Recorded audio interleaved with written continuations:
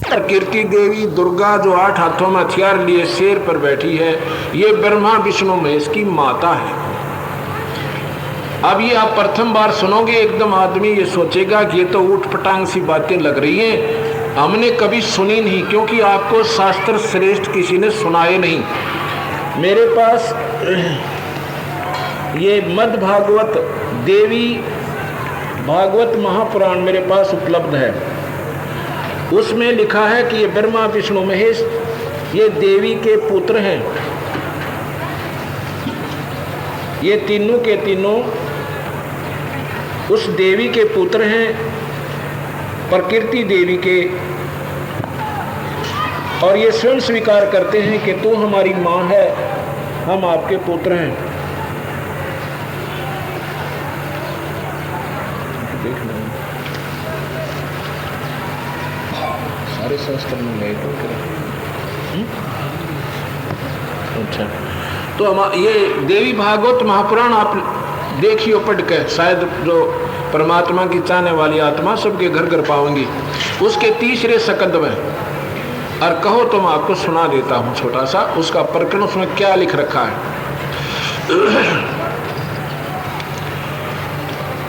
उस गीता क्या लिखा है उसमें,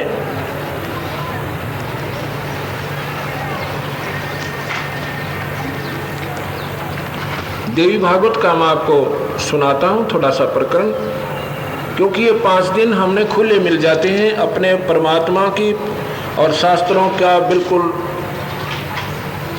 अच्छी तरह विवरण देने की।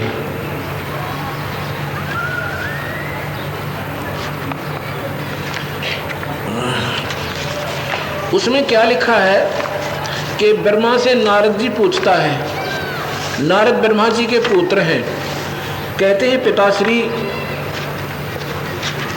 नारद से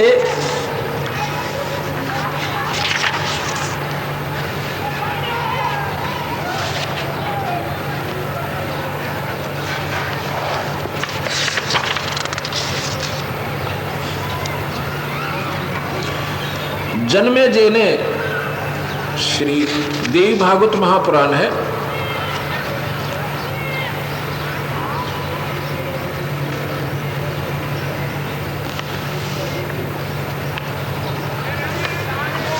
भगवान नारद जी बता रहे हैं कि जन्मेजय पूछ रहे हैं भगवान नारद से कि हे ऋषिवर, हमने सुना है कि देवी जो है ये आदि माया महाशक्ति, इनके बारे में जानकारी दिए मुझे, सृष्टि की कैसे उत्पत्ति हुई। अब यहाँ विचार थोड़ा सा ध्यान से सुनना होगा मेरी बातों को। ये जो पुराणों में देवी भागवत महापुराण, शिवपुराण, ब्रह्मा पुराण, विष्णु पुराण में सृष्टि की उत्पत्ति लिखा है, उनमें लिखा है जब कल्प के बाद सृष्टि फिर रची जाती है। कल्प कितना है, एक ब्रह्मा का दिन, ये कल्प कहलाता है, 1000 चतुर्युग। इन तीनों लोकों में ब्रह्मा, ये जो मृतलोक और स्वर्गलोक जिसको इंद्र का लोक कहते हैं, और पाताल लोक, इनके प्राणी समाप्त हो जाते हैं 1000 चतुर्युग के बाद, और 1000 चतुर्युग तक कोई उत्पत्ति इन पर नहीं होती। उसके बाद फिर दोबारा सृष्टि कौन रचता है, ये जो काल भगवान है ना, गीता में कहता है 11वें अध्याय के 32वें श्लोक में, मैं काल हूँ अर्जुन, और सबको खाने के लिए आया हूँ और किसी को नहीं छोड़ूंगा। 11वें अध्याय के 21वें श्लोक में अर्जुन आंखों देखा हाल बतावे भगवान, आपके अंदर तो ये ऋषि भी प्रवेश कर रहे हैं, आप उन्हें भी खा रहे हो, जो आप ही की स्तुति कर रहे हैं, आपके ही वेद मंत्रों का जाप कर रहे हैं और आप ही की कीर्तन कर रहे हैं गुणों का, आप इनको भी खा रहे हो। ये काल जो है ये ब्रह्मा विष्णु महेश का पिता है, और शेरा वाली इसको प्रकृति देवी भी कहते हैं, दुर्गा भी कहते हैं, यह इनकी माँ और काल की पत्नी है। ये आपको शास्त्रों में बताऊंगा।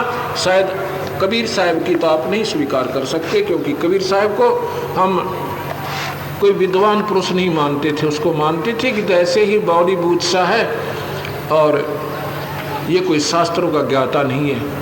वो स्वयं परमात्मा थे, अपने ही शास्त्रों का आप पे ज्ञान देने के लिए, अपना भेद बताने के लिए स्वयं आए थे। वो भी शास्त्र हैं जो गीता जी एक अनमोल शास्त्र हम कभी अस्वीकार नहीं कर सकता कोई भी प्राणी मात्र जिनको थोड़ा सा भी ज्ञान है कि श्रेष्ठ वेदों को कोई नकारा नहीं कर सकता। ऐसे ही वेदों का ज्यों का त्यों वर्णन जो इन देवी भागवत महापुराण में है और वेदों में और गीता जी में है वही भगवान कबीर साहब के आज से 600 वर्ष पुराना शास्त्र है, आज का नहीं है। उसमें भी यही मिला हमें, कोई न सोचे आज ही उसमें फेरबदल कर दिया होगा, नहीं, उसके आधार पर तो हमने इन शास्त्रों की खोज करी कि भगवान हैं, ये कबीर साहब ये गलत नहीं लिख सकते। और देखें तो उनमें लिखा भी है कि नहीं, जो का तू पाया, जो भगवान कबीर साहब ने अपने कबीर सागर में और शब्दावली में और इन वाणियों में लिखा हुआ है, कबीर बीजक में लिखा हुआ है, उसके आधार पर ये मजबूर होकर हमने शास्त्रों को भी ढूंढना पड़ा कि समाज फिर गुमराह कैसे हुआ, ये देखना है। इसमें बताया कि जन्मेजय मैंने यही प्रश्न, नारद जी कहता, मैंने अपने पिता ब्रह्मा से किया था।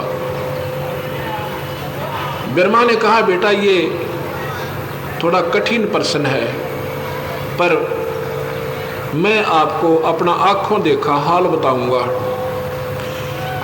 सृष्टि की उत्पत्ति बताता हूं। मैं आपको बीच में ये बताना चाहता हूं कि ये काल भगवान 3 रूप में ब्रह्मलोक में रहता है, महाब्रह्मा, महाविष्णु, महाशिव, अपने ही 3 रूप बनाकर ये काल भगवान यानी ज्योत स्वरूपी निरंजन ये स्वर्ग लोक उसमें ब्रह्मलोक में 3 रूपों में रहता है। ब्रह्मलोक बहुत लंबा चौड़ा है, वहाँ पर ये ब्रह्मा विष्णु शिव ना के उपासक ना शिव जा सकते, वहाँ पर एक निर्गुण उपासक साधक जाते हैं जिनकी व्यवस्था न्यारी है। पूरे संत का नाम लेकर ओम नाम का मंत्र जाप करके हजारों वर्ष समाधि लाकर हजारों वर्षों में फिर वो ब्रह्मलोक जान के योग्य बनते हैं।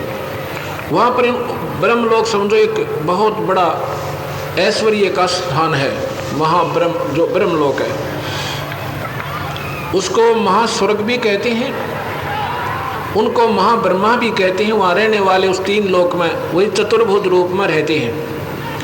तो यहाँ ही आपके सामने आवेगी देवी भागवत कथी क्लियर कर देगी आपके सामने कि कबीर साहब क्या बताना चाहते हैं। और देवी भागवत सभी को स्वीकार्य है, कोई नकारा नहीं कर सकता, ये अनमोल शास्त्र है। ऐसे ही गीता जी है, ऐसे ही कबीर साहब का जो सत्य मार्ग दर्शन आपको हो जा तो फिर बहुत जल्दी हमें बातें समझ में आए। उसमें कहा कि नारद पुत्र बात सुन, मैं आपको आंखों देखा हाल बताऊं। एक बार मैं कमल, जब ये सृष्टि रची गई, मैं कमल के फूल पर था, मुझे नहीं मालूम मैं कहाँ से आ गया और किस प्रकार आया। मुझे तो वो कमल और पानी के सिवाय कुछ नहीं दृष्टि गोचर हो रहा था। ये भगवान काल यानी ब्रह्म क्या करता है, ये वहाँ पर 3 रूप में महाब्रह्मा जब रजोगुण में होता है ये एक पुत्र उत्पन्न करता है, रजोगुण में वो रजोगुण प्रधान पुत्र होता है। उसको ब्रह्मा की ड्यूटी देकर ब्रह्मा नाम रख कर उसको सृष्टि की उत्पत्ति का कारण बनाता है। और जब तक वो जवान होते हैं ये ब्रह्मा, ये काल, ये ब्रह्म इनको मूर्छित रखता है, बेहोश रखता है। यहाँ पर इससे प्रमाणित है, आप ध्यान से सुनना इन बातों को, आप चक्कर में पड़ जाओगे। ये बातें हमने भाई शास्त्र तो हम पहले से अपने पास रखी हुई, पर ये हमारे सामने आई क्यों नहीं, क्योंकि हम मौखिक बातों को ज़्यादा विश्वास करते हैं और इतना शास्त्र पढ़ नहीं पाते। पढ़ते हैं तो एक भावनावश होकर कि धार्मिक कोई ग्रंथ शास्त्र का पाठ्यक्रम बहुत अच्छा बताया, इसको अवश्य पढ़ लेते हैं। लेकिन जैसे ही हम पढ़ाएंगे, अब पढ़ोगे तो उन शास्त्रों को विशेष रूपता है। ऐसे ही विष्णु ने बताया, वो आगे प्रकरण में आएगा जो बताऊंगा। तो इनको मालूम नहीं ब्रह्मा विष्णु महेश को, जब ये जवान होते इतने बेहोश रखते हैं। ऐसे ही महाविष्णु के रूप में ये काल वहाँ ब्रह्मलोक में रहता है, वहाँ विष्णु उत्पन्न करता है जब ये सतोगुण में होता है। प्रकृति देवी तक अपनी पत्नी के 3 रूप बनाकर वहां रहता है ये। और जब ये तमोगुण में होता है, जब शिव नामक पुत्र उत्पन्न करता है, उसको भी बेहोश रखता है।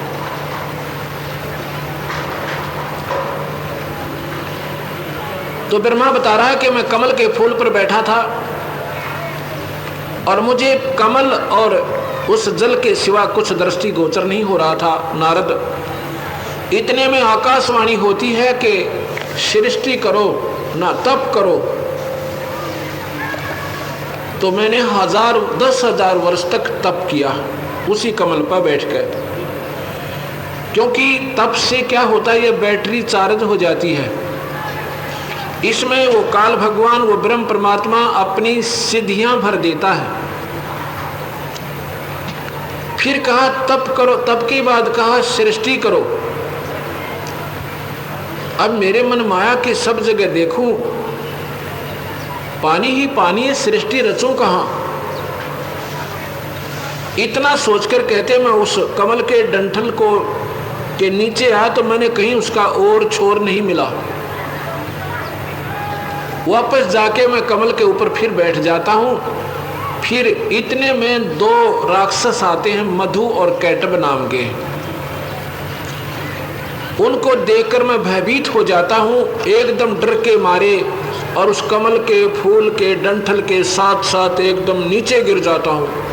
भय में नीचे जाता हूं तो एक शेष सैया पर, शेष नाग जो है ना, बहुत लंबा चौड़ा हो, और वो एक अपनी मींडड़ी मार कर ऐसे चक्री सी अपनी पूछड़ की करके, और बहुत सुंदर स्टेज बन जाती है, जितनी या इससे भी लंबी, और पानी के ऊपर तैरती रहती है। वो इतना विनम्र होता है, गद्दे भी फेल सारे उसके आगे।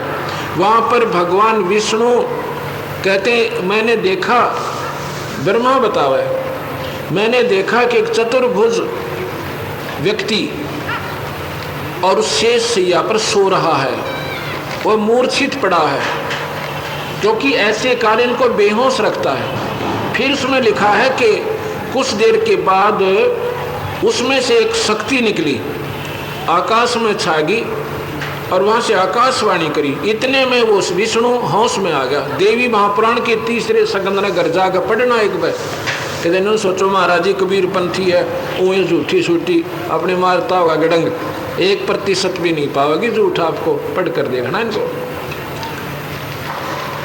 इतने में वो होश में आ जाते हैं, और वो मधु कैटब भी वहाँ, राक्षस मेरे पीछे पड़े पड़े वहाँ पहुँच जाते हैं। 5000 वर्ष तक भगवान विष्णु ने उन दोनों राक्षसों के साथ युद्ध किया, उससे मरे नहीं। माता ने, उस शक्ति ने अपना एक लड़की का रूप बनाया, उन दोनों को मोहित किया। वो लड़की की तरफ आकर्षित हुए तो पीछे से भगवान विष्णु ने उनकी गर्दन पकड़ के और गर्दन में अंगूठा देकर मारे, यानी गर्दन दबोच कर उनको फिर मारा। 5000 वर्ष तक भगवान विष्णु से वो 2 राक्षस मरे नहीं। उसके बाद इतने में क्या देखूं नारद के शिव भी वहीं पर आ गया, ये रुद्र, हम तीनों थे वहाँ और कोई नहीं था। मधु कैटब मर चुके थे। ऊपर एक लड़की के रूप में बहुत दूरी पर एक तेजो में शक्ति बोल रही थी, आकाशवाणी सुनी थी हमने। वो कहती है कि तुम तीनों सृष्टि रचो, ब्रह्मा का काम, तेरा नाम ब्रह्मा है, तेरा नाम ये जीव के शरीर बनाना है, और तेरा नाम विष्णु है, और तू जो है ये स्थिति और पालन पोषण के कार्य तेरा होगा। तीसरे का नाम शिव रखा और कहा कि तेरा नाम जो है शिव है, और संहार तेरी ड्यूटी है, इन जीवों का मारना। हम तीनों कहते हैं हे माई, या कोई पृथ्वी तो उपलब्ध है नहीं, सृष्टि रचेंगे कैसे हम। इतने में माई कहती है कि ऊपर अब इतनी देर में एक विमान आ जाता है हमारे पास, हम उस विमान में, कहती है इस विमान में चढ़ जाओ, निर्भय होकर, डरियो मत। हमारे तय कह ब्रह्मा विष्णु महेश थे, माई कहे तुम घबराओ ना और इस विमान में बैठो। वो विमान मन की गति से इतनी स्पीड से चला कि ब्रह्मलोक में पहुंच गया।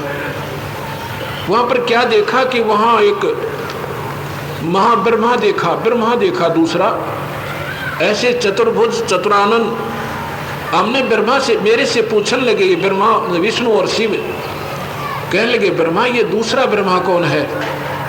तो मैंने कहा मुझे नहीं मालूम ये कौन है, ये देवी भागवत में लिखा नहीं होगा ना। उसके बाद हमारा वहां से फिर स्पीड से विमान चला। हम जहां पहुंचे वहां पर एक विष्णु और लक्ष्मी और उपलब्ध थी। एक विष्णु लक्ष्मी माता का वहां ऐश्वर्य के साधन हमने देखे, हमने जिंदगी में कभी देखे नहीं थे। नारद इतना उसके ऐश्वर्य के साधन उसके महल में थे, महालक्ष्मी के। विष्णु भगवान भी वहां आ जाते चतुर्भुज रूप में। हमने विष्णु से पूछा कि ये विष्णु दूसरा कौन है? विष्णु कहता मुझे मालूम नहीं। इतनी देर में वो विमान फिर चलता आगे। कहां पहुंचा? एक त्रिनेत्रधारी शिवजी और मिला कैलाश पर्वत पर। स्वर्गलोक में भी उसकी ऐसे ही उसी की नकल यहाँ निचले लोकों में इन तीनों ब्रह्मा विष्णु महेश के लिए काल ने बना रखी है, इस ब्रह्म ने बना रखी है। जब वहां पहुंचे तो हमने शिव से पूछा कि ये त्रिनेत्रधारी ये और शिव कौन है? वो कहता मुझे भी मालूम नहीं ये कौन है। उसके बाद वो विमान फिर चलता है। जहां पर ये विमान नारद हमारा रुका, वहां क्या देखते हैं कि एक माई बैठी है, इतनी सुंदर कि उसके हर शरीर में जैसे बिजलियां चमक रही हों, इतनी तेजों में उसका नूर था। हम तीनों को आदेश दिया कि तुम विमान से बाहर आओ और हमारे पास आओ। हम तीनों नीचे उतरे। नीचे हम उतरे, जब गेट में प्रवेश करने लगे द्वार में, हमारे को स्त्री बना दिया अपनी शक्ति से। हम तीनों स्त्री रूप में बहुत सुंदर लग रहे थे। जब हमने देखा उस माता के नाखून देखे जैसे दूरबीन काम करा करे ऐसे कर रहे हैं। सारा ब्रह्मांड दिखे, मधु कैटब के साथ लड़ाई दिखे विष्णु की। हम तीनों, मैं कमल के फूल पर बैठा दिखूं और ऐसे ऐसे। तो फिर विष्णु ने कहा कि इस माई के दर्शन मैं जब छोटा सा था ना, जब मुझे हुए थे। अब विचार करना भक्तजनों, कबीर साहब यही कहना चाहते हैं कि ये काल जो है ना, इन ब्रह्मा विष्णु महेश को, इन पुण्यात्माओं को भी धोखे में रखा है, सच्चाई का ज्ञान नहीं होने देता।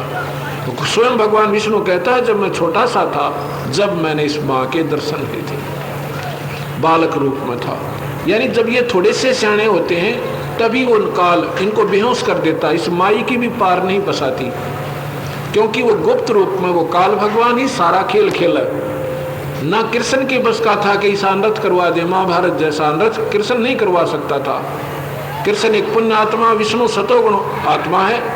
उसने मना किया था कौरव पांडव को, तुम लड़ो ना नरभागो, सत्यानाश हो जाएगा। और 3 बार उन शांति दूत बनकर गए थे कि भाई लड़ाई अच्छी नहीं। और भगवान कृष्ण ने तो यहाँ तक कह दिया था कि अर्जुन और दुर्योधन इनको 5 गांव दे दे भाई, सारा झंझट मिटवा दूंगा, ये लड़ाई नहीं होएगी, मैं अचय अपने राज्य से दूं भाई, इनकी भी थोड़ी बहुत मान रह जाएगा और 5 गांव दे दे।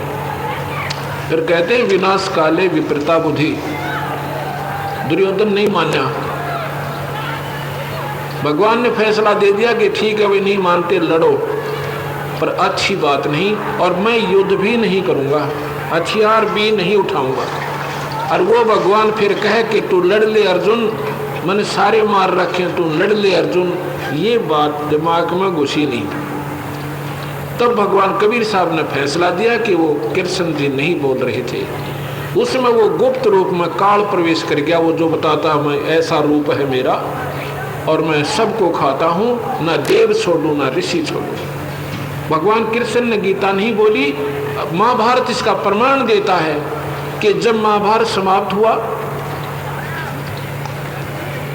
और युधिष्ठिर को राजगद्दी पर बैठा दिया एक यज्ञ करके, भगवान कृष्ण कहता है कि मैं अब द्वारका जाऊंगा भाई, तुम्हें राज्य मिल गया, अपना राज करो। उससे पहले, क्योंकि भगवान कृष्ण एक अच्छे राजनीतिज्ञ भी थे, कहा कि हमें कुछ धार्मिक और राजनीतिक शिक्षा देकर जाओ, एक दिन का सत्संग करो। उसके लिए एक ऐसा लंबा चौड़ा पार्क जिसमें अच्छे फूल खिले हुए, बाग बगीचा, उसमें एक सत्संग हाल बना हुआ, स्टेज जहाँ पर भगवान कृष्ण ने प्रवचन करने थे। वो बहुत अच्छे वक्ता भी थे। तो अर्जुन और कृष्ण ऐसे घूम रहे हैं जब तक संगत आकर के अपना स्थान ग्रहण कर रही है। अर्जुन प्रार्थना करता, भगवान आज वो गीता का ज्ञान जो आपने युद्ध में सुनाया था वो एक बार फिर सुनाना, क्योंकि मुझे फिर ज्ञान याद नहीं रहा पूर्ण रूप से, क्योंकि युद्ध करना पड़ा मुझे। कृपा वो फिर सुनाना। भगवान कृष्ण कहता है कि अर्जुन तू लगे तो है बहुत अच्छा आदमी, पर निकला एक अन्य का नहीं, बेवकूफ, तुम बड़ा श्रद्धाहीन और बुद्धिहीन लगता है मुझे। ऐसा ही महाभारत में लिख रखा है, ये मेरे पास। इसमें महाभारत 2 है हमारे पास, प्रथम भाग और सेकंड द्वितीय भाग, उनमें लिखा है। और ये गहरी नजर गीता में हमने इसका ज्यों का तो प्रमाण भी लिखा है। आप इसमें पढ़ोगे उस शास्त्र का आंशिक लेख एज इट इज, ताकि आपने वो शास्त्र उठाने भी ना पड़े। यही देवी भागवत भी इसमें लिखा है हमने। जितना मैं आपको सुना रहा हूँ इसमें इतना ही मिलेगा। और फिर नहीं यकीन होए तो उन शास्त्रों को फिर पढ़ भी लेना। 1-2 पढ़ लोगे फिर आवश्यकता नहीं पड़ेगी आपने सारे ही सत्य जो के तो मिलेंगे। एज इट इज हमने इसकी कॉपी इसमें कर रखी है, आंशिक लेख।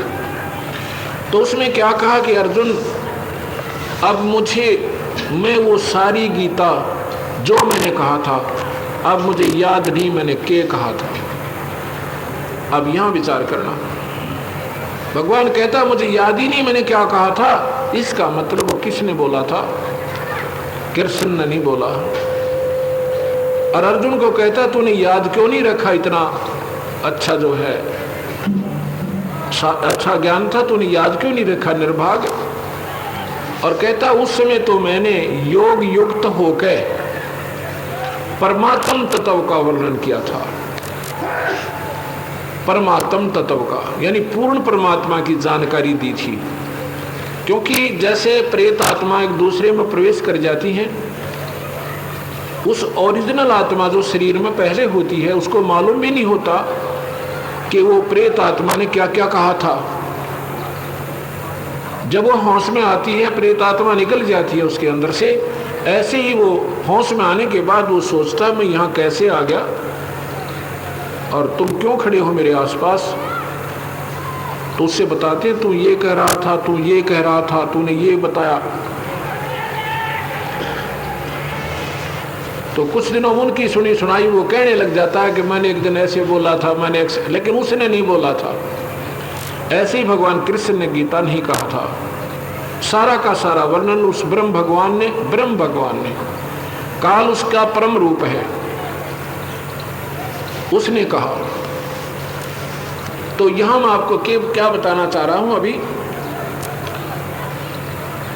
उसके बाद तीनों कहते हैं कि तू हमारी मां है और हम आपके पुत्र हैं। जब विष्णु आपसे उत्पन्न है तो हम भी आपके बेटे हैं। जब वो माँ खुश होती है, अब पुत्रों बात सुन लो, तुम जाओ और तीनों के तीनों जो ना अपनी अपनी क्रिया सुन लो। ब्रह्मा शरीर बनावे, विष्णु पाले, शिव जी मारे। ये तुम्हारे कर्म है, ये तुम्हारे अधिकार हैं, और जाइए। और ब्रह्मा ने एक प्रश्न किया कि हे माँ, जो ब्रह्म वेद में लिखा है, वेदों में कि एक ब्रह्म शक्ति है, वो आप ही हो या कोई और पुरुष है? वो सनातन भगवान। तो वहां माता कहती है कि उसमें और मेरे में कोई अंतर मत समझना। जो वो है वही मैं हूं, जो मैं हूं वही वो है। और भाई एक काम करना, मेरा और उस भगवान का तुम दोनों हरदम ध्यान रखना। जब तुम्हें कोई दिक्कत आवे तुम्हारे कार्य में, हमें याद कर लेना दोनों को। अब यहां विचार कर लेना भाई भक्तजनों कि जब यहां पर माता कह रही है मेरा और उस पुरुष का हमेशा ध्यान रखना, अर्थात दो हो गए, वो ब्रह्म और ये प्रकृति देवी, और इसी से ये तीनों पुत्र उत्पन्न हुए। शिव महापुराण सुनाता हूं। शिव महापुराण में ऐसे ही लिखा है। अब यहाँ पर क्या है, इन शास्त्र के सरलार्थकर्ताओं ने, पुराणों के सरलार्थकर्ताओं ने क्या लिखा कि भगवान शिव से विष्णु की उत्पत्ति हुई, ब्रह्मा की उत्पत्ति हुई और फिर नौकर शिव जी की भी उत्पत्ति हुई। यह कोई बात हुई? अब उन्हें समझे भी नहीं आया कि शास्त्र समझ नहीं पाए वो। ये शिव कौन है? ये ब्रह्म है, ये काल भगवान है जो ब्रह्मलोक में शिव और अपनी प्रकृति शेरा वाली दुर्गा का दूसरा रूप बना के वहाँ रखता है। वहाँ पर 3 रूप में ये पति पत्नी रूप में रहता है। और उस ब्रह्मा से उस शिव तक विष्णु और शिव की उत्पत्ति, यानी ब्रह्म से उत्पत्ति ब्रह्मा विष्णु महेश की हुई। और ब्रह्म की उत्पत्ति हुई अविनाशी भगवान पूर्ण ब्रह्म था। ये गीता का 3रे अध्याय का 14 और 15 श्लोक आपने बताया होगा। ये मेरे पास लिखा है, ये किताब जरूर लेना आप, और दूसरी पुस्तक से भी कंपेयर करना, मिलाना उसको। उन सरलाकर्ताओं ने क्या किया है कि 14 और 15 श्लोक का 3रे अध्याय का कैसे किया है कि सभी जीव, सभी प्राणी अन्न से उत्पन्न होते हैं। अन्न की उत्पत्ति वर्षा से होती है और वर्षा यज्ञ से होती है। यज्ञ शुभ कर्मों से होते हैं और कर्म जो है ब्रह्म ने लगाए। ऐसे लिखा गीता में, कर्म जो है ब्रह्म से उत्पन्न हुए। अरुण ब्रह्म का अर्थ कर दिया है वेद। इन्होंने, क्योंकि पूर्ण परमात्मा की जानकारी नहीं है, इस गीता जो गोरखपुर गीता प्रेस गोरखपुर से प्रकाशित है, इन्होंने इसमें क्या लिख दिया कि ब्रह्म का अर्थ वेद कर दिया। अब राजा का कोई अर्थ, शब्दार्थ कोई पर्सन पेपर में आ जावे किसी बच्चे के एग्जाम में, और वो कहे ब्रह्म का, राजा का अर्थ लिखो, बादशाह लिख सकें, प्रजापति लिख सकें, भूपति लिख सकें, अगर उसका अर्थ संविधान लिख दे तो वो फेल है। उस बच्चे का 0 नंबर होगा। अंडरस्टूड है सब ने मेरा। अगर ब्रह्म माने भगवान, ब्रह्म का अर्थ है भगवान, और उन्होंने कर दिया वेद। वेद उसका संविधान है, अर्थात ये सरलार्थ टीका गलत हुआ। और लिखना था क्या कि ब्रह्म से उत्पन्न हुए, और ब्रह्म उत्पन्न हुआ अविनाशी परमात्मा थे। इन्होंने लिख दिया वेद उत्पन्न हुए अविनाशी परमात्मा थे। ब्रह्म का अर्थ ही वेद कर दिया, गलत कर रखा है। ब्रह्म का अर्थ वेद नहीं है, जिसके कारण, और वही परमात्मा यज्ञों में भी प्रतिष्ठित है और तीनों लोकों में प्रवेश करके सबका धारण पोषण भी वही पूर्ण परमात्मा अविनाशी भगवान करता है। यानी ब्रह्म की उत्पत्ति अविनाशी भगवान तक। कौन से अविनाशी तक? जो इन दोनों से न्यारा है, परम अक्षर ब्रह्म, यानी पूर्ण परमात्मा। उससे ही काल उत्पन्न हुआ, ये ब्रह्म उत्पन्न हुआ, ब्रह्मा विष्णु महेश का पिता।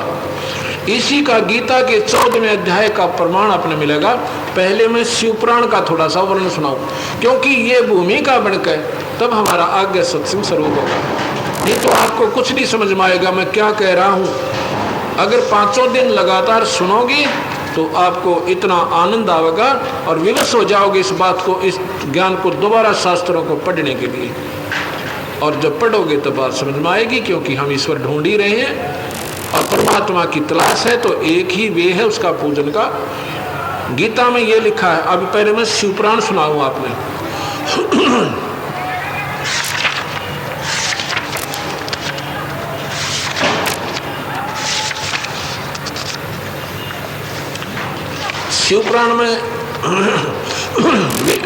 शिवपुराण में लिखा है कि महाप्रलय के समय तारे, सूर्य, पृथ्वी, जल कुछ भी नहीं रहा। प्रधान आकाश और तेज भी शून्य हो गया। तब सत असत कुछ नहीं था। इसमें आगे लिखा कि शक्ति, जो शक्ति सदा रहती है, जो सत्य ज्ञान और अनंत स्वरूप परमानंद परम पुरुष है, वही सदा शिव की मूर्ति है। इसको पंडित अवर्णनीय और प्राचीन ईश्वर कहते हैं। इसने अपने शरीर से सबसे विसरने वाली, कभी ना नाश होने वाली एक शक्ति प्रकट की। वही प्रधान प्रकृति, वही गुणवती माया वही विकास रहित और बुद्धि तत्व जननी माता कहलाई। अब ये सुनना कि मैं क्या कह रहा हूं। ये शिव पुराण में लिखा नहीं होगा नहीं। जननी माया वही शक्ति अवन का प्रकृति संपूर्ण लोकों की ईश्वरी तीनों देवताओं की मां। ये शिव पुराण में लिख रहा क्या है? तीनों देवताओं त्रिदेवों की माता और ये मूल प्रकृति कही गई। अब इसको इसने आगे कैसे लिखा?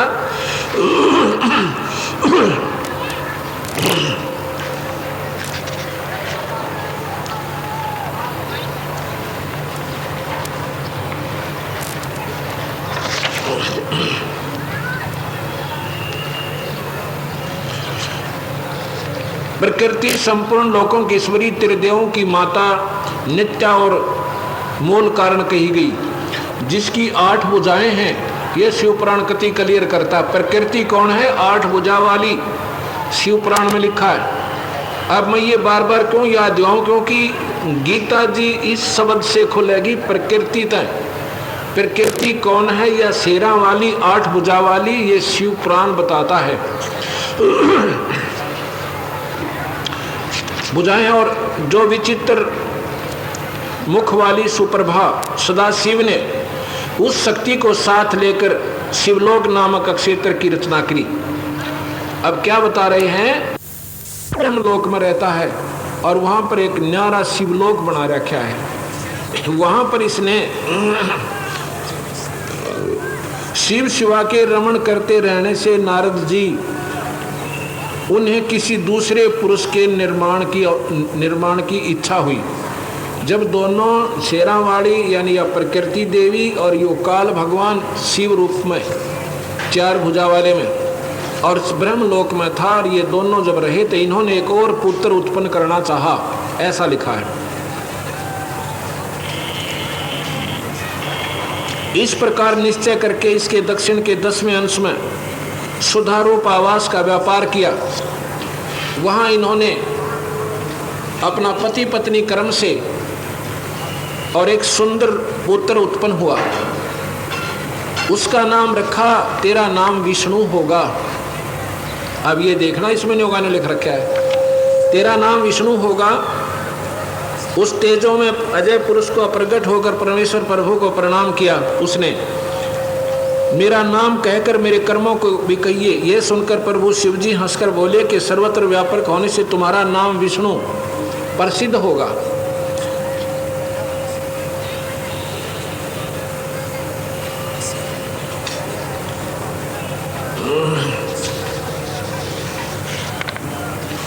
अब ये आपने सुन लिया। अब मैं आपको ये पता लग गया कि प्रकृति कौन है? शेरा वाली 8 भुजा की।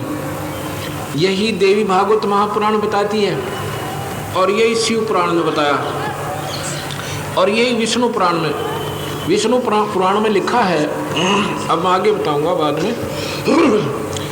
अब 14वें अध्याय का गीता जी के 3रा, 4था और 5वां श्लोक ये इसी को फिर प्रमाणित करेगा। इसमें लिखा है कि अर्जुन, ये प्रकृति तो मेरी पत्नी है। ये ब्रह्म बोला है काल भगवान कृष्ण के अंदर। और तब गीता हमने यानी लिखी गई वेद व्यास जी द्वारा बाद में ज्यों की तो उसमें लिखा है कि ये प्रकृति तो मेरी पत्नी रूप में है और मैं सब जीवों का पिता हूँ। मैं इसकी योनि में बीज स्थापन करता हूँ। यानी इससे और ज़्यादा विवरण कोई नहीं मिल सकता आपको। इससे ये सारे जीव प्राणी मात्र उत्पन्न हुए। हे अर्जुन, 5वें श्लोक में कहता 14वें अध्याय के में कि प्रकृति से उत्पन्न ये तीनों गुण, प्रकृति शेरा वाली और 3 गुण रजगुण ब्रह्मा, सतगुण विष्णु, तमगुण शिवजी। इससे सिद्ध हुआ कि प्रकृति से, शेरा वाली से और काल से यानी ब्रह्म से ब्रह्मा विष्णु महेश की उत्पत्ति इति सिद्धम। और फिर सिद्ध क्या किया इसी श्लोक में कि अर्जुन, ये तीनों गुण इस अविनाशी जीवात्मा को पार नहीं होने देते, ये बांधे रखते हैं, उलझाए रखते हैं। ये तीनों ब्रह्मा विष्णु महेश इस जीव ने उलझाए रखते हैं अपने प्रभाव से। जीव ने भक्ति और पूर्ण परमात्मा की जानकारी नहीं होने देते। ये गीता बता रही है। अब गीता में लिखा है 9वें अध्याय का 23, 24 और 25वां श्लोक। इसमें कहा कि अर्जुन इन तीनों गुणों की पूजा, ब्रह्मा विष्णु महेश की पूजा त्याग दे और देवी देवताओं की पूजा भी त्याग दे। भूत पितरों की पूजा भी मत कर। हमारे समाज में भूत और पितरों और देवी देवता की पूजा का भरमार है और गीता में भगवान मना कर हम उसको कर रहे हैं तो हम शास्त्र विरुद्ध साधना कर रहे हैं। और शास्त्र विरुद्ध साधना करने वाला गीता में लिखा पापी और नीच आत्मा है। इति सिद्धम। ये ध्यान से सुनना, ये नहीं समझना कि मैं ही कह रहा हूँ। ये भगवान के वचन आपको साधारण भाषा में गीता को बता रहा हूँ। साथ के साथ जितने जो भगवान ने जो अपना मत, अपना ज्ञान गीता रूप में, वेदों रूप में दिया, इसको मत अनुसार साधना कहा है, शास्त्र अनुकूल साधना कहा है। गीता में लिखा है कि इन देवी देवताओं की पूजा जो करता है वो निर्भाग और नीच आत्मा है। आप गीता पढ़ के देखिए एक बार। फिर मैं वैसे प्रतिदिन आपको अध्याय वाइज भी सुनाऊंगा। आज शुरुआत है, सिर्फ भूमिका बताएंगे आपको और भूमिका के आधार पर जब आगे आप चलोगे तो सारी बात समझ लो, सब तार लग जाएंगे। तो क्या कहा कि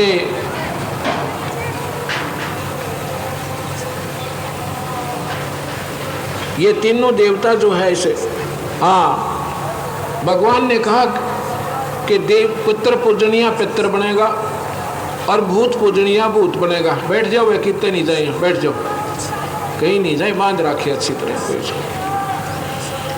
कहा कि भूत पूजनिया भूत बनेगा और पितर पूजनिया पितर बनेगा। और भाई देवी देवताओं को पूजने वाले उनके पास जाएंगे, उनके बंधुआ मजदूर होंगे, जैसे रईस लोगों का नौकर हुआ रहे। और अर्जुन इसलिए तो मेरी भक्ति कर ले, इनको मत पूज देवी देवता, इतने नरक में ले जाएंगे। एक और प्रमाण आपको देता हूं। भगवान कृष्ण ने ब्रज के अंदर, वहां के ब्रजवासी इंद्र की पूजा करते थे, जो देवी देवताओं का मालिक है, देवी देवताओं का प्रभु है, स्वामी है। उसको सुरपति भी कहते हैं। सुरपति, सुर माने देवता, पति माने मालिक, उन देवताओं का मुखिया, स्वर्ग का राजा। उसकी भी पूजा भगवान विष्णु कृष्ण जी ने बंद करवा दी कि ये देवी देवता तुम्हें कुछ नहीं देंगे, नरक ले जाओगे। लेकिन वो ब्रजवासी इतने डरे हुए थे कि नहीं लला, यदि हम भगवान इंद्र की कढ़ाई नहीं करेंगे, पूजा नहीं करेंगे तो ये वर्षा नहीं करेगा, हम भूखे मर जाएंगे, हमारे पशु मर जाएंगे, हम निर्धन हो जाएंगे। भगवान ने कहा, क्योंकि वो लोग भगवान कृष्ण को, उस समय कृष्ण को भगवान कोई नहीं मानता था। ये तो उनका बाद में पता चला जब वो चले गए। ये तो 3 लोग के धनी थे, मालिक थे। उस समय के लोग तो अपने जैसा व्यक्ति, राजा, विशेष कोई बुद्धिजीवी लोग थे, परमात्मा को चाहने वाली आत्मा। वो चंद भक्तों ने उसे अवश्य उस समय भगवान माना। नहीं तो जरासिंह, शिशुपाल, कंस क्यों लड़ने आते अगर उनको भगवान मान लेते तो अपना कल्याण करवाते। और उस समय के लोगों ने एक ने भी भगवान, यानी 10-20 को तो मैं कहता नहीं तो किसी ने मालिक नहीं माना। क्योंकि उसमें लक्षण ऐसे किए भगवान ने, लीलाएं ऐसी की जैसे लड़कियां नहा रही हैं जमुना में, उनके सारे वस्त्र उठाकर और वृक्ष पर चढ़ गए। लड़कियां ने देखा कि भाई हमारे वस्त्र कहाँ हैं, नी वस्त्र नहा रही थी तो देखा तो वहाँ बंसुरी बजाई उन्होंने, सारे की गठड़ी बांध कर ऊपर बैठे लिए। तो वहाँ से जब देखा गो तो मनमोहन जो है वो कृष्ण हमारे वस्त्रों को चुराए बैठा है। प्रार्थना करती है कि हम नहीं वस्त्र दे दो, कहता नहीं बाहर आओ नो की नो, जब दूँ अब यहाँ आज कोई संत या लीला कर दे एक बार, क्या उसको भगवान मान लेगा समाज? कभी नहीं। और ऐसा ही किया जब वो कतिनी वस्त्र होकर आई, जब उनको वस्त्र दिए, तो उस समय के लोग तो उनको लफंडर कहा करते थे, लेकिन वो भगवान थे, मालिक की लीला कोई ही जान सका है। उस समय भगवान मानते जब मानते कि तुम कृष्ण पुजारी हो। अब तो उनके जाने के बाद वो ना यहाँ है, उस समय अगर उसके संपर्क में आ जाते हुए 3 लोग का पूरा लाभ आपको दिला सकते थे, जितना वो दे सकते हैं। अब वो गोवर्धन के चक्कर काटने पे कोई लाभ नहीं होगा। अब वहाँ भगवान नहीं है, भगवान देवी देवता मंदिर में नहीं है, ये हमारी भूल है। और ये समझ में आ गई तो फिर भक्ति बिल्कुल आसान है और कति श्रेष्ठ है। क्या होता है, भगवान ने कहा कि तुम क्यों डरते हो नादानो, मेरे पर विश्वास करो। ये तो नौकर है भगवान का, ये कैसे नहीं बारिश करेगा? तुम्हारे कर्मों के ज़्यादा और कम ये इंद्र नहीं कर सकता। आप बंद कर दो। ज़्यादा क्यों, उनकी महिमा से भी वो परिचित थे कि चल कह रहा तो कर देते हैं। इंद्र की कड़ाई नहीं की, इंद्र ने अपनी शक्ति दिखाई।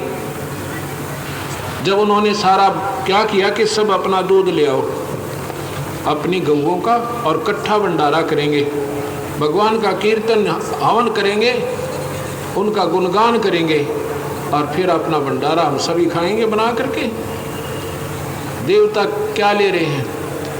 तो इसके बाद क्या होता है कि बहुत जोर की बारिश इंद्र कर देता, घटाघोर बादल छा जाते हैं, मूसलाधार बारिश हो जाती है। तो क्या करते हैं कि भगवान ने पहाड़ उठा लिया, वहाँ का वो गोवर्धन जिस पर गौएं चरा करती थी, उसको गोवर्धन पर्वत कहते थे। वहाँ पर गौओं का धन बढ़ता था, वहाँ घास चरके, इसलिए उसको गोवर्धन पर्वत कहते हैं। भगवान ने उठा लिया और सारा इंद्र बरस लिया, और ब्रज की किसी भी दीवार के छींट भी नहीं लगी, महलों के मकानों के। तब इंद्र ने हार मानी, भगवान के चरणों में आके अक्षमा याचना की, और भगवान ने कहा कि तू नादान क्यों तंग करते हो, तुम देवी देवताओं इन भोली भारी आत्माओं को, न इनको पार होने दोगे तुम, इनको आप भी उलझाए रखोगे। तब भगवान से वो क्षमा मांग के इंद्र का, तो भगवान ने शास्त्र अनुकूल साधना शुरू की वहाँ पे। अब 5500 वर्ष हो गए भगवान न गए। उसके बाद वह फिर बीमारी शुरू कर दी, घर घर में मंदिर बनवा दिए, वह मंदिर पूजा, मूर्ति पूजा, तीर्थों के चक्र। ये जीव के उद्धार का माध्यम और मीडिया नहीं है। अब शास्त्र इसी का प्रमाण गीता जी में लिखा, नहीं तो भगवान गीता में भी लिख देते कि मैंने वो गोवर्धन ठाया ना, उसके सुगुर्द घूमना करियो, हाँ मुक्त हो जाओगे। एक लिख तो देते, फिर हम मान देते, बढ़िया करा भगवान ने लिख तो दिया कम से कम। कहीं नहीं लिख रखा, ना राम नाम का जाप बता रखा कि राम राम जपो। राम कोई जपन का नाम नहीं है। यही हमारी भूल नहीं हटती, क्योंकि हम भावुक ज़्यादा हैं, और कोई करता मिल गया जय राम सीताराम, हम भी मिट गए पाचे पाचे। पर उसका मतलब क्या है?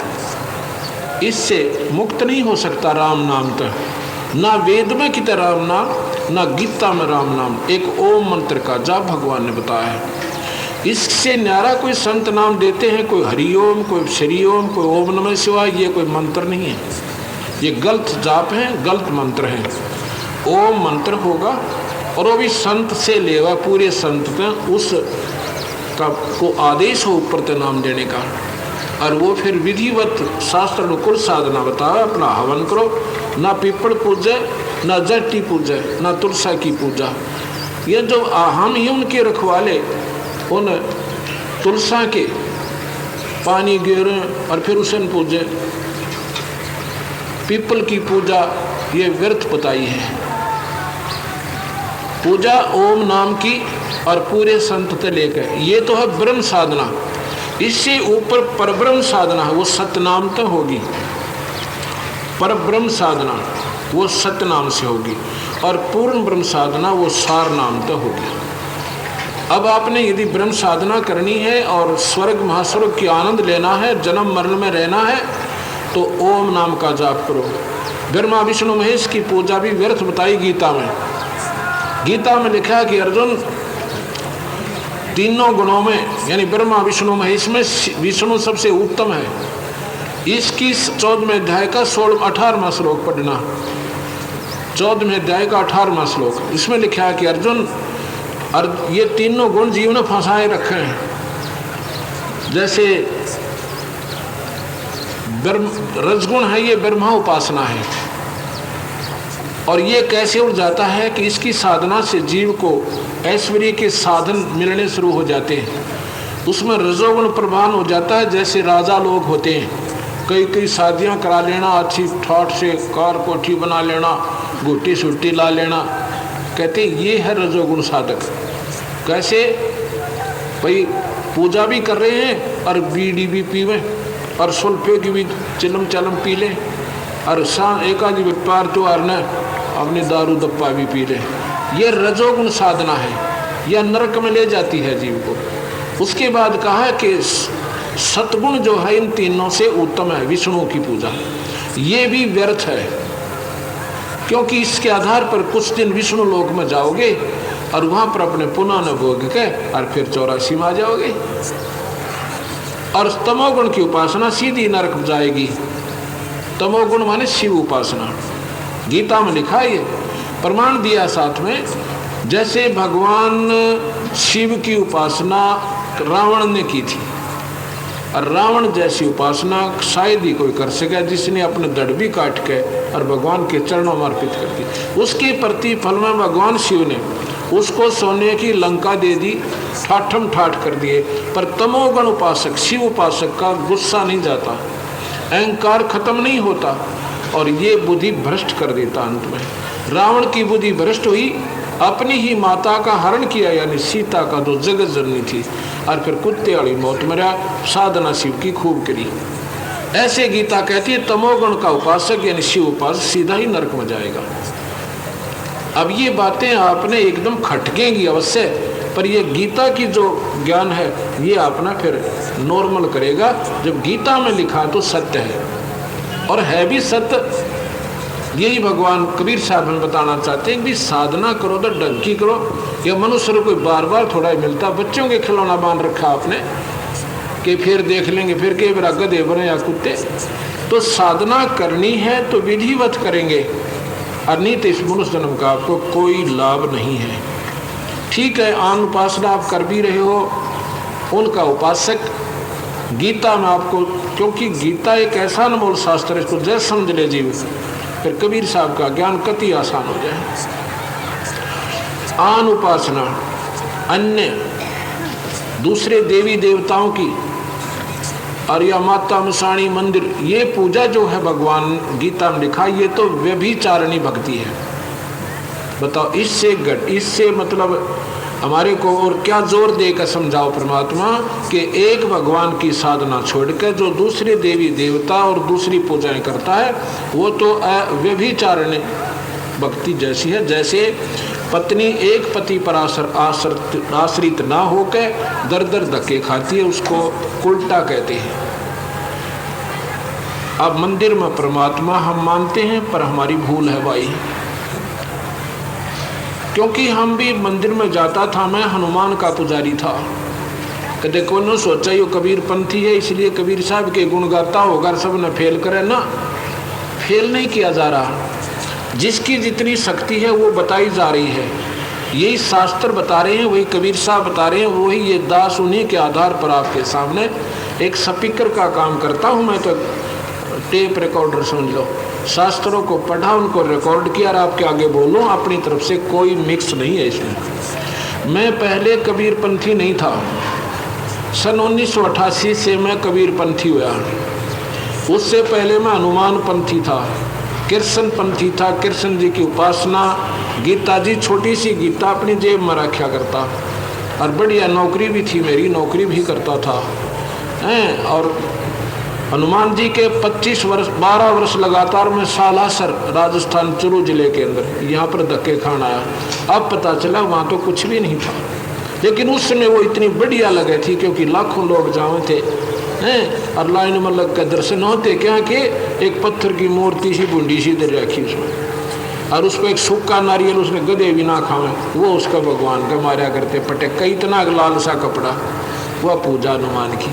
हनुमान पूजा नहीं करवाता अपनी, वो राम भक्त था, वो स्वयं कहता था ईश्वर भजो भाई, भगवान का भजन करो। कोई भक्त अपनी पूजा करवा सकता है? वो मूर्ख होगा।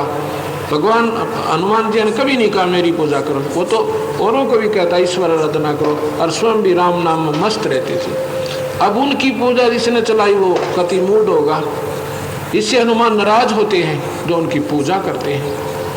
वो कहते हैं भगवान भजो भाई, भगवान की पूजा से ही बात बनेगी। तो वहाँ मैं 12 वर्ष गया, 25 वर्ष मंगलवार का व्रत रखा। फिर एक देखा एक कुत्ता मंगलवार को खाना नहीं खावे, रोटी डाल दी मैंने पूरी की पूरी, ऐसे एक रोटी डाल दी, भाई ये खा लेगा, भूखा होगा, वो नमो भी नहीं लगाया। तो मैंने पूछा, मैं कहा भाई आज की बात, जब यूँ नाम मैंने ले लिया था, जब मैं मंगलवार का व्रत नहीं रखता था और भूल भाल गया था मंगलवार ने दाढ़ी भी नहीं बना करती, वो हम रोज बनवा लिया, कति आंट नहीं डरा रखे थे मंगलवार ने दाढ़ी ना बनाने हो जा के बालों को कभी कटवा ले। जब हम परम शक्ति का आसरा ले लेंगे कोई बाधा नहीं बनती, ना वार ना कोई ग्रह हमारे ऊपर असर नहीं करेगा। तो मैंने उससे पूछा, जो रिश्तेदार खाना खिला रहा था, मैंने कहा ये तुम्हारा कुत्ता रोटी नहीं खाता, क्या खिला दिया इसको आज तुमने? उसने सोचा को आज तो मंगलवार है, ये खाना नहीं खाएगा। वहाँ क्यों? कहते ये मंगलवार का व्रत रखता है। जब कुत्ते रूप में भी उसने मंगलवार याद है, तो पहले उसने कितनी घोर उपासना करी होगी इस मंगलवार के मनवानो उपवास करता करता मरिया हो, और फिर उस मंगलवार के व्रत ने कुत्ता बना दिया। अब भी उसको मंगलवार याद है, तो उसको इतनी चेतना है, इतनी लगन थी मंगलवार के व्रत की, हनुमान के व्रत की, जिसके परिणाम स्वरूप वो कुत्ता बन गया। अर्थात ये साधना भी व्यर्थ होगी। वो थी भी पहले भी गलत थी, फिर और ज्यादा दिल धड़का, तरह गजब हुई, जइयो मार्ग ना मिलता ये कुत्ते बनते मंगलवार की पूजा करते करते। अब इन बातों का अब ज्ञान होता है, क्योंकि पहले तो हम भी उस रंग में इसे रंग रहे थे। कोई कहता ना हनुमान जी की ऐसे, हाँ जी ऐसे ही, हम भी फिर गुण गाते थे। जो हनुमान जी की महिमा रामायण में गा रखी है, उससे भी ज़्यादा वो भक्त भी थे। हनुमान जी भगवान राम के सहयोगी भी थे और बलशाली भी थे, नेक आत्मा भी थे, पर पूज्य नहीं है, पूजन के योग्य नहीं थे वो, क्योंकि वो नेक आत्मा थी। पूजन के योग्य तो केवल परमात्मा ही है। वो स्वयं कहते थे ईश्वर आराधना करो भाई, भगवान का भजन करो। और जो कोई भगत ही आप में से कोई अपनी पूजा करवाता है किसी तरह, उसके साथ नीच नहीं, वो कुछ नहीं दे सकता, उसको गुरुदेव ही दे सकते हैं। इसी गलती हनुमान जी नहीं कर सकते थे। विद्वान पुरुष थे, बुद्धिजीवी थे और बहुत अच्छे निर्मल आत्मा के थे। आधीन भाव बहुत था हनुमान जी में। ऐसे तो जब इन बातों का हमें ज्ञान होता गया, तो 88 से मैं कबीर पंथी बना, और मैं ये चाहता हूँ ये सभी कबीर पंथी हो जाएं। पंथी का मतलब ये नहीं है कि हम कबीर साहब की मोहर लगा ली। पंथ है वे ऑफ वर्शिप, पूजा का मार्ग। पंथ माने रास्ता। जो भगवान कबीर साहब ने रास्ता बताया, उसी का प्रमाण गीता में मिला, उसी का प्रमाण वेदों में मिला। अब वो पूर्ण परमात्मा सतपुरुष स्वयं कबीर साहब हैं, सतलोक में रहते हैं। ये यजुर्वेद है, यजुर्वेद ये महर्षि दयानंद के द्वारा भाषा भाषे है, उनके द्वारा सरलार्थ किया है इसका हिंदी में। और ये भी ये कहते थे भगवान कोई नहीं, ना ब्रह्मा भगवान, ना विष्णु, ना शिव, ये तो भगवान के ही अन्य नाम हैं, और कोई परमात्मा नहीं है आकार उकुर में कितना है। और वही फिर वेदों का सरलार्थ लिखते हैं, वो परमात्मा हम भगवान को, कबीर साहब कहते हैं मैं बंदी छोड़ हूँ, पूर्ण परमात्मा हूँ। बंदी छोड़ किसे कहते हैं कि इस काल ब्रह्म के लोक से जीव के बंधन काट के इनको खत्म करके छुड़वा के सतलोक ले जाता हूँ। अमर करूं सतलोक पठाऊं, ताते बंदी छोड़ कहूं। यानी बंधन काट के, बंधनों का शत्रु ये पूर्ण परमात्मा कबीर साहब कहता मैं हूँ। और इसी का प्रमाण यजुर्वेद दे रहा 5वें अध्याय का 32वां श्लोक, जो मेरे पास पुस्तक उपलब्ध है, इसमें 136 पृष्ठ पे पढ़कर सुनाता हूँ। हे जगदीश्वर, जिस कारण से आप, वैसे इसकी संस्कृत में कैसे लिखा है कि उसी कबीर लिखा, कबीर, इसकी संस्कृत में ही लिखा है उगसी कबीर अंगारसी, इनका संस्कृत बनता है। वैसे तो इसका सारे का भावार्थ अगर बनाए तो ऐसे बनता है कि वो कबीर नाम का परमात्मा वो सतधाम सतलोक में रहता है, वही बंदी छोड़ा। लेकिन इन्होंने कबीर साहब को तो मिटाना चाहा कि कबीर आगे ना आ जाए, तो जुल्हा था और आकार में भगवान नहीं होता। इस दृष्टिकोण से इस महापुरुष ने इसका सरलार्थ किया है, फिर भी सच्चाई छुपा नहीं सका। कैसे लिखा है, हे जगदीश्वर, जिस कारण आप कांतिमान हैं, खोटे चलन वाले जीवों के शत्रु व कांत पर्जय हैं, बंधन के शत्रु। अब ये सुनना जानते हैं, बंधन के शत्रु वह तारादि तंतुओं के विस्तार करने वाले बम्बारी, बंधन के शत्रु यानी बंधन काटने वाले, हम उनको बंदी छोड़ कहते हैं। वो बंदी छोड़ कहलाते हैं जो बंधनों के शत्रु, बंधन काट दे। काल के बंधन है हमारे ऊपर, हमें गधे बनावे, गधी बनावे, कुत्ते बनावे, कुतिया बनावे, और ये इतने प्रकार के झंझट उलझा के हमारे को यहाँ जीव रूप में बना दिया। ये काल ने बना रखा और अपने तीनों पुत्रों को ड्यूटी दे रखी है काल ने, ब्रह्मा शरीर बनावे, विष्णु पाले, शिव जी मारे। ये किस लिए भाई, ये समझ में ना आई। यूँ तो सुना करते थे कि 3 भगवान है भाई, एक शरीर बनाता है, एक पाला, एक मारे। यह समझ में अब आई वो क्यों पाला क्यों मारे, कि इनके पिता ब्रह्मा विष्णु महेश के पिता ब्रह्म ने, काल ने 1 लाख जीव रोज खाने होते हैं, इसको श्राप लगा हुआ है।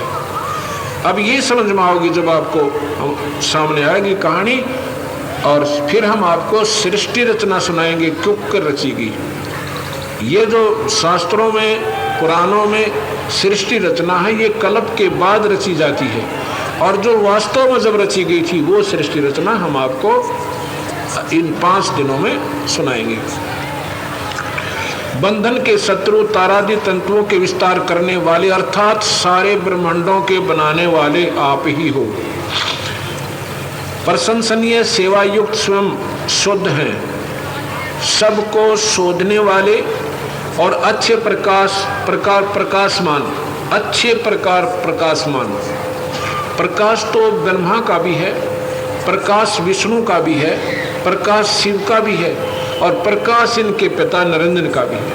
ये 16 कला के भगवान, और ब्रह्म जो है इनका पिता 1000 कला का है। जैसे एक तो 40 वाट का वाल हो, बल्लभ हो, और 1000 वाट का हो, उनसे अच्छा वो प्रकाश है। इनसे भी अच्छा जैसे सूर्य निकलाई, अब इन लाइटों का भी कोई विशेष प्रभाव नहीं है जो 1000 वाट की 2 जग रही हैं। तो ऐसे कबीर साहब जो पूर्ण परमात्मा है वो सूर्य समझो, और बाकी भी काम चलाऊ सरकार ये भगवान भी हैं। ऐसा ही इसमें लिखा है, अच्छे प्रकार प्रकाशमान, यानी प्रकाश तो नीचे वाले भगवानों का भी है, पर वो वास्तव उसका भी विशेष रूप तेजों में स्वरूप, यानी बहुत तेज है उसका, पूर्ण परमात्मा का। वो असंख्य कला के ईश्वर है। प्रकाशमान है, पदार्थों को अति सूक्ष्म पवित्र और सभा में कल्याण करने वाले हैं। जैसे हर्षित और दूसरे के पदार्थ हर लेने वालों को मारने वाले हैं, जैसे होम के द्रव्यों को यथा योग व्यवहार में लाने वाले। यही बात वेद बतावे, यही गीता कहे। कहते हैं जैसे मैंने सुनाया था तीसरे अध्याय का 14वां और 15वां श्लोक, उसमें लिखा है कि प्राणी अन्न से उत्पन्न होते हैं और अन्न की उत्पत्ति वर्षा से, वर्षा यज्ञ से होती है और यज्ञ होता है शुभ कर्मों से, शुभ कर्म ब्रह्म से उत्पन्न हुए। ब्रह्म की उत्पत्ति अविनाशी परमात्मा, तो तीनों लोग अविनाशी परमात्मा से, और वही अविनाशी परमात्मा पूर्ण ब्रह्म यज्ञों में प्रतिष्ठित है। यज्ञों का फल भी वो पूर्ण परमात्मा ही देता है। वही वेद बता रहे हैं, ये 5वें अध्याय का 32वां श्लोक, कि सुख जैसे होम के दरियों का यथ योग विहार में लाने वाले जो भी निमित्त भगवान के जो हवन करता है उसका लाभ वो पूर्ण परमात्मा ही उनके कर्माधार पर इनसे दिलवाता है। जैसे जड़ में पानी डालें वृक्ष का तो उस पानी और खाद की कृपा से वो टहनियाँ फल देंगी, अर्थात अन्यथा नहीं दे सकती। ऐसे ही गीस में लिखा है यजुर्वेद के 5वें अध्याय का 32वां श्लोक, मैं आपको सुना रहा हूँ। सुख दुख को सहन करने और कराने वाले हैं, जैसे अंतरिक्ष को प्रकाश करने वाले और सतधाम युक्त, रितधामा संस्कृत है, सतधाम युक्त यानी सतलोक में रहते हो। सत माने सत, धाम माने लोक, वो परमात्मा सतलोक में रहता है, वो पूर्ण अविनाशी ईश्वर। वही कबीर भगवान कहते हैं, हम सतलोक से हम चलाए काटन यम की फांसी, हम सतलोक से आके इस काल के बंधन को काटने के लिए हम आए ही यहाँ पे। हमारी बात सुनो और फिर ध्यान से फिर पूजा करके देखो, आपको कितना लाभ मिलेगा। सतधाम युक्त हैं, वैसे युक्त गुणों के प्रसिद्ध आप सब मनुष्यों के उपासना करने योग्य हैं, ऐसा हम जानते हैं कि आप ही उन सभी हमारे लिए, सबके लिए ये पूर्ण परमात्मा तू ही पूज्य है। अब शाम को आपको सृष्टि रचना से शुरू करेंगे। बोल सतगुरुदेव की साथ साहेब।